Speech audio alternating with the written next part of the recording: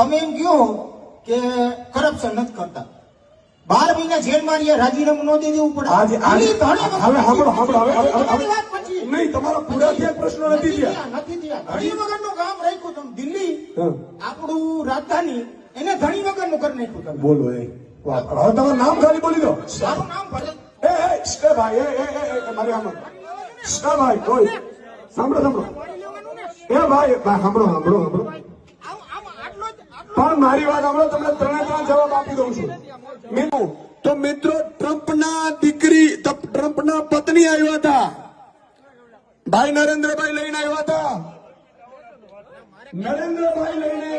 ટ્રમ્પના પત્ની આવ્યા હતા અને દિલ્હીમાં સ્કૂલ જોઈને તો ટ્રમ્પના પત્નીએ દિલ્હીની સ્કૂલ જોઈ હતી. આ આપણી કામની રાજનીતિ છે.